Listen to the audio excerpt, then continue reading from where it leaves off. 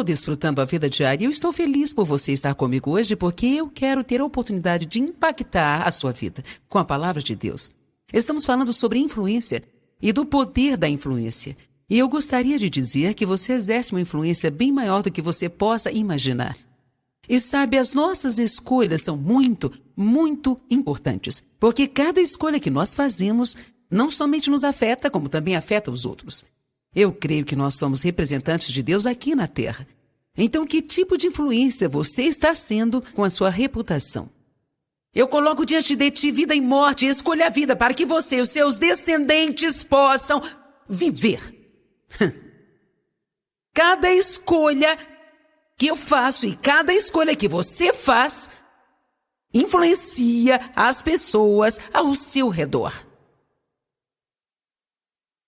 Você exerce mais influência do que você pensa. O diabo pode tentar te convencer que ninguém se importa com você, que você não é uma pessoa muito influenciadora. Não pense que só porque você não tem um ministério grande, bonito e não tem luzes de TV sobre você, que isso faz de você uma pessoa sem nenhuma influência. Você exerce influência. É possível que você influencie uma só pessoa na sua vida, mas e se você influenciar essa pessoa de uma forma bem positiva e essa pessoa influenciar 1 milhão de outras pessoas? Vamos pensar no professor de escola dominical do Billy Graham, que o levou para o Senhor. Que grande influência, amém? Nunca diga, bem, eu sou apenas uma mãe, eu sou apenas uma dona de casa. Se você tem 2 filhos, ou 1, ou 3, ou 4 filhos, pense na influência que poderia ter sobre suas vidas e no que Deus pode acabar fazendo com cada um deles. Você tem influência. Influência é o ato ou poder de produzir um efeito sem a intenção aparente. Ou seja, é o que acontece às pessoas só por estarem ao nosso redor, quando nem sequer estamos tentando influenciá-las ou não, e simplesmente elas estão ao nosso redor, estamos fazendo o que sempre fazemos e elas são influenciadas pelo que fazemos. Saiba que quando você não paga suas contas em dia, isso influencia os seus filhos e eles crescerão e não pagarão as suas contas em dia. Se você tiver cobradores te ligando o tempo todo, eles crescerão e terão cobradores ligando para a casa deles também, porque estão aprendendo a lidar com o dinheiro ao ver você lidando com o seu. O Dave sempre foi muito bom com dinheiro e sempre paciente para economizar, para comprar o que queria. E nunca dependeu de favor, de cartões de crédito ou de comprar e pagar depois. Isso não significa que nunca fizemos isso, porque como qualquer outra mulher, eu tinha uma pequena influência sobre ele e eu não era paciente. Mas mesmo quando o Dave era muito jovem, 14, 15, 16 anos, ele trabalhava e economizava e guardava nas suas meias numa gaveta em sua casa. Então nós sempre falamos para ele que ele tem as suas meias no ministério e por causa de sua paciência e habilidade em lidar com o dinheiro sabiamente, nosso ministério nunca precisou gastar um único centavo com juros. Nos 20 anos de ministério nunca gastamos nenhum centavo com juros, nenhum sequer. Você tem ideia? Você tem ideia de quantos dólares puderam ir diretamente para o ministério porque nós não precisamos gastar dinheiro nenhum com juros? Eu não quero dizer que eu menosprezo algum ministério que tenha pedido empréstimos, mas eu só estou dizendo que ele tinha um dom e a habilidade nesta área. Eu não me lembro de nenhuma vez o Dave tentar pregar sobre dinheiro para os nossos filhos. Eu não me lembro dele ter sentado e dito, hoje nós teremos um seminário de como lidar com o nosso dinheiro. Mas todos os nossos 4 filhos já crescidos lidam muito bem com o seu dinheiro e eles pagam suas contas em dia. Eles não estão sempre por aí correndo atrás de pegar emprestado com alguém. Eles sentem muito fortemente a respeito de dízimo, de ofertas e de fazer a coisa certa com o seu dinheiro. E eles atribuem isso ao Dave. Simplesmente porque eles viram como ele lidava com o dinheiro. Você está entendendo o que eu digo? Não tem muito a ver com o que nós pregamos e o que dizemos, mas tem a ver com o que fazemos. Minha mãe estava sempre arrumadinha em sua maneira de vestir-se. E por causa disso, eu sempre fui do mesmo jeito. Minha mãe acordava todos os dias, penteava o cabelo, passava maquiagem, vestia uma combinação de roupas bem decentes, mesmo se ela estivesse indo limpar a casa apenas. Era assim que ela fazia. E sabe, eu nunca planejei fazer isso. Eu não tenho uma faixa dizendo, acorda e vista-se. Eu simplesmente faço isso. Eu me aventuro a dizer que em toda a minha vida, a não ser que eu estivesse doente, eu consigo me lembrar apenas de 2 dias da minha vida em que eu fiquei de pijama o dia inteiro, não usei maquiagem nenhuma e nem penteei o cabelo. Eu não estou menosprezando ninguém que faça desse jeito, não é isso que eu estou falando, mas eu estou dizendo que eu segui o exemplo dela, sabe? Eu nem reconhecia plenamente que tinha recebido essa influência dela. Seus filhos vão acabar fazendo muitas das coisas que eles veem você fazer e você acabará não gostando deles por causa das coisas que você os ensinou a fazer. Meu pai, por outro lado, também teve uma grande influência na minha vida. Ele era nervoso, controlador, manipulador. Ficava chateado toda vez que as coisas não eram do seu jeito. E eu comecei a me tornar igualzinho a ele. Mas Deus trabalhou comigo e eu venci isso. Nós estamos tendo uma grande influência sobre as pessoas. É maior do que possamos sequer imaginar. Alguém pode dizer amém? Uma coisa que influencia as pessoas mais do que tudo são as nossas palavras, nossas atitudes, nossas ações e comportamento. E as nossas escolhas.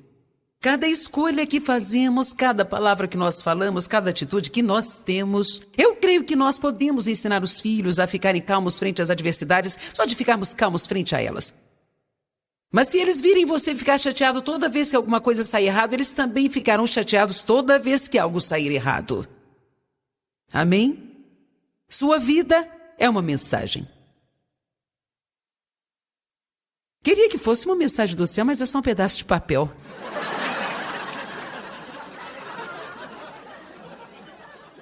Eu creio que uma das coisas que nós podemos ter uma influência maior no mundo... Quero que me escute, porque essa é uma parte muito importante da mensagem. Eu já comentei sobre isso, mas eu creio que uma das formas de podermos ter uma influência maior no nosso canto, no mundo, é sendo um doador. E ser um doador, meus queridos, vai além de ser um ofertante na sua igreja. Estou falando de estilo de vida. Não seja o tipo de pessoa que vive se perguntando o que as pessoas vão te dar, ou o que você pode conseguir. Mas agressivamente, repitam comigo, agressivamente. Diga agressivamente. Diga com propósito. Diga com propósito. Diga agressivamente. Diga com propósito. Agressivamente com propósito, temos que acordar todos os dias. Precisamos pedir a Deus para nos mostrar formas de sermos uma bênção e depois irmos ao nosso pequeno corredor no mundo e precisamos escutar. Não ore para que alguém supra uma necessidade que, se você quisesse, poderia supri-la. Vendo que vocês gostaram, vou repetir. Eu vi isso uma vez e pensei, sim, sempre estamos orando para que Deus supra a necessidade de alguém, quando nós mesmos poderíamos supri-la, mas não queremos sacrificar, por isso oramos para que outros supram a necessidade. Mesmo quando você não tiver o suficiente para suprir a necessidade de alguém, seja criativo, ligue para uns 10 dos seus amigos cristãos entediados. E ao invés de irem almoçar e fofocar mais uma hora sobre aquilo que você não tem, unam-se e veja como vocês podem suprir essa necessidade. Bem, estou pregando bem hoje, vou me divertir aqui.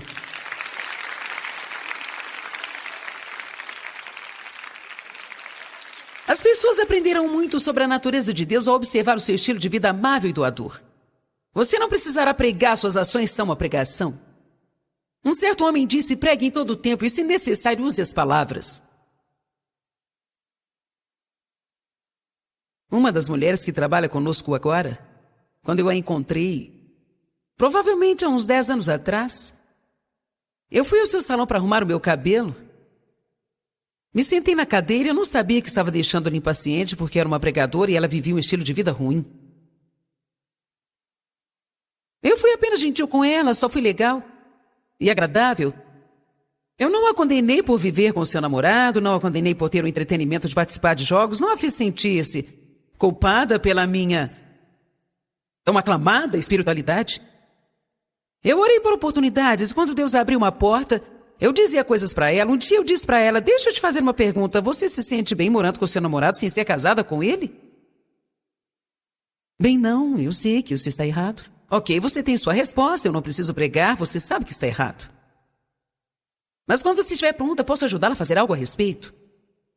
Você pode ter uma vida excelente. Pense em como suas atitudes estão influenciando o seu filho, E eu continuei sendo gentil com ela. Eu levei um casaco para ela, ela ficou muito admirada nesse dia. Eu lhe dava boas gorjetas e eu lhe dava um cartão presente de vez em quando para ela comer fora. Eu queria ajudá-la. E demorou 2 anos. Algumas vezes você precisa estar disposto a investir algum tempo. Então demorou 2 anos. Eu a convidei para uma conferência. Ela veio e ficou muito espantada porque ela nunca tinha presenciado aquilo e ela tinha um monte de perguntas quando eu voltei lá. Gente, eu senti uma coisa que nunca senti antes. Nossa, foi demais, eu não sei o que foi aquilo. Eu senti uma coisa, um calor. Nossa, foi algo incrível. Eu fiquei apavorada lá, sabe? Então eu consegui começar a falar um pouco com ela sobre a unção de Deus e o seu poder, um pouquinho de cada vez. Que benefício teria se eu tivesse entrado no salão dela, dado um panfleto evangelístico e falado que ela estava vivendo errado, que ela precisava consertar sua vida? Isso não faria bem e ela ainda estaria vivendo no pecado. Nós precisamos estar dispostos a sair por aí, investir um pouco de tempo e apenas ser o que nós somos e deixar as pessoas verem alguma coisa que elas queiram e tenham fome pelo que nós temos de Deus.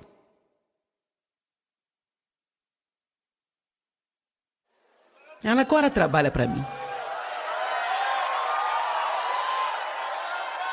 Eu tive o privilégio de celebrar seu casamento. Seu filho frequenta a igreja 3 vezes por semana. Então eu influenciei ela está tendo uma influência sobre ele, ela está exercendo uma influência sobre as suas irmãs e sobre outras pessoas da família. Ela está tendo uma influência sobre uma amiga que está vivendo da mesma forma que ela vivia antes. Essa é a maneira que o evangelho é pregado. Então tem muito a ver com isso. Como se eu estivesse capacitada a ter um efeito sobre pelo menos um de vocês, um de cada vez, ou você sair por aí no seu mundo afetando as pessoas ao seu redor. Não pense que você está bem e que você está coberto só porque você frequenta uma igreja no domingo de manhã. Isso tem pouco a ver com o cristianismo. Eu posso sentar numa garagem o dia todo e eu não serei um carro por isso.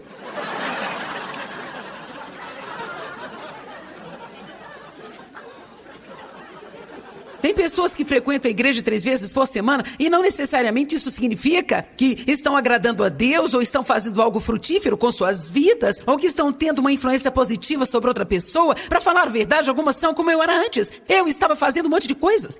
Trabalhando na igreja, o Dave era líder, estávamos no comitê de evangelismo, dávamos todos os dízimos, e eu posso te dizer agora mesmo que eu estava a caminho do céu, mas não estava levando ninguém comigo. E o mais assustador é que eu estava mantendo algumas pessoas de fora. Esteja no meio do seu mundo e seja um doador. Encontre necessidades para suprir, pequenas ou grandes. Sacrifique para supri-las e com o melhor que você puder, sem fazer nenhum barulho, faça algo. Faça isso sem deixar para as pessoas o sentimento de que elas te devem obrigação e te devem alguma coisa. Amém? Não faça algo por alguém e depois de 10 minutos peça para ela ir à igreja com você no domingo. Porque elas poderão ir por obrigação. Você pode pedi-las, mas eu esperaria um período de tempo para que elas não se sintam como se estivesse tentando comprá-las.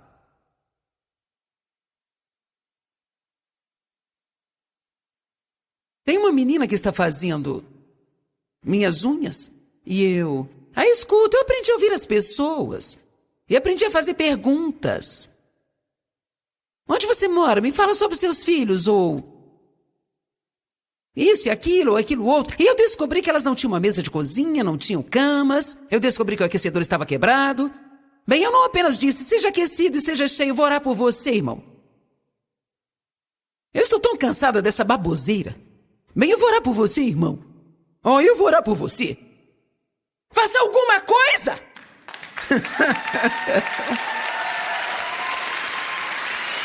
Tem o tempo de orar, mas tem o tempo de termos ação. Bem, sabe, se eu tivesse mais dinheiro, eu poderia te ajudar. Não, faça algo com o que você tem agora.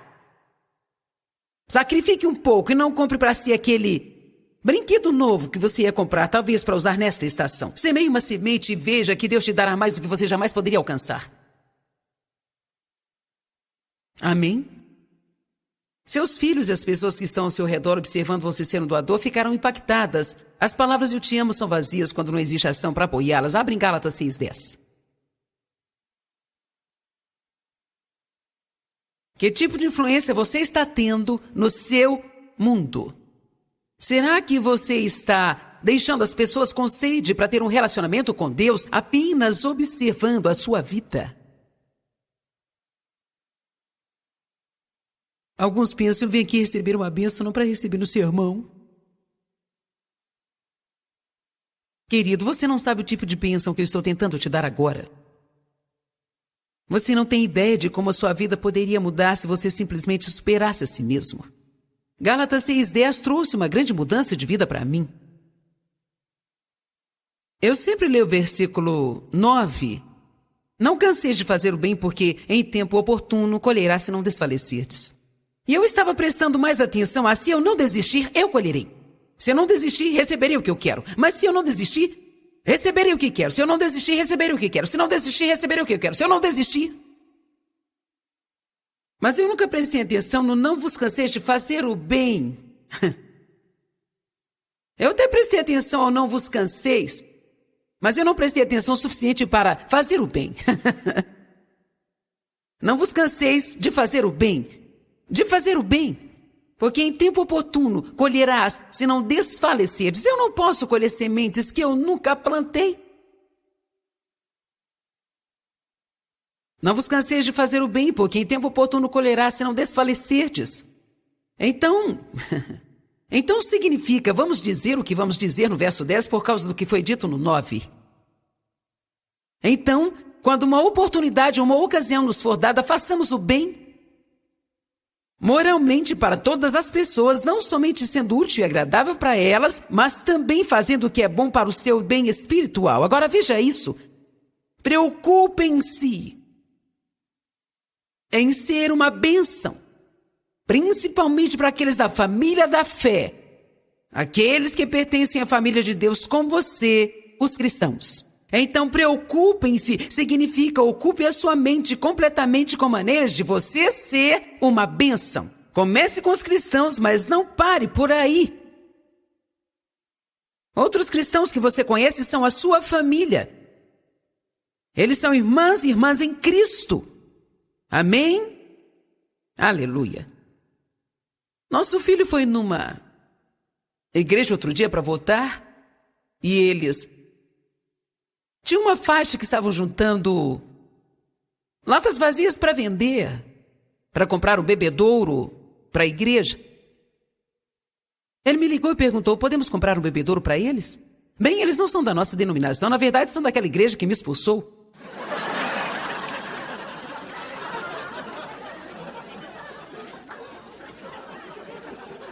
Então poderia ter dito, bem, não vou ajudá-los.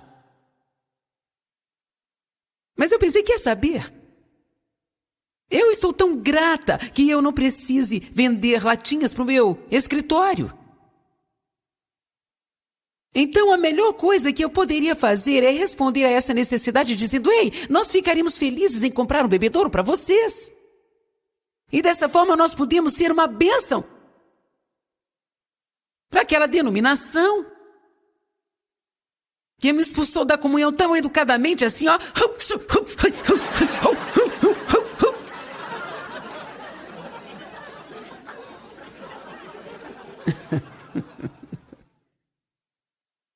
Gente, procure as necessidades para supri-las, supere a si mesmo. Eu provavelmente prego essa mensagem de alguma forma uma vez a cada 2 meses e não pretendo me calar porque esse é um dos maiores problemas que nós temos. Quantos concordam comigo que você não estaria infeliz se parasse de pensar apenas em você? Não estou falando a verdade? Você não ficaria infeliz?